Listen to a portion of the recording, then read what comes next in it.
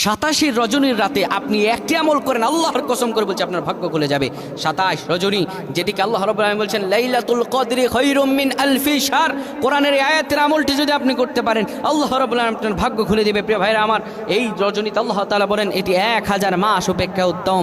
27 রজনী সম্ভাবনাময়ী বেশি কদরের রাত। এই রাতে যদি আপনি আমলটি করতে পারেন, আল্লাহ তাআলা আপনার ভাগ্য খুলে দিবেন, রিজিকে উন্নতি দান করবেন, বিপদগুলো দূর করে দিবেন। আল্লাহ তাআলা আপনার জীবনকে সহজ করে দিবেন। যত ঋণগ্রস্ত আছেন আল্লাহ তাআলা ঋণগুলো দূর করে দিবেন। এত রহম, এত ফজিলত আল্লাহ তাআলা দান করবেন, আপনি কল্পনাও করতে পারবেন না।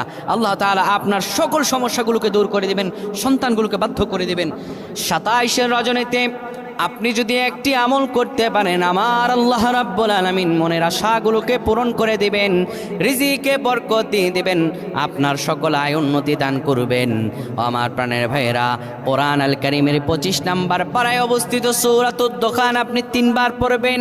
কোরআন আল কারীমের 22 নম্বর পারায় অবস্থিত সূরা ইয়াসিন 7 বার পাঠ করবেন। এই সূরাগুলো পাঠ করার পরে এরপরে 70 বার নবীজির উপর দরুদ পড়বেন। এরপরে 70 বার আপনি পড়বেন আগিসনি ইয়া রহমান, আগিসনি ইয়া রহমান। 70 বার পড়ার পরে দুরূদ শরীফ 10 বার পরে আল্লাহর কাছে দোয়া করে যা চাইবেন, আমার আল্লাহ তাআলা আপনার আমল নামায় সবগুলো দোয়া কবুল করে নেবেন। আল্লাহুম্মা আমিন।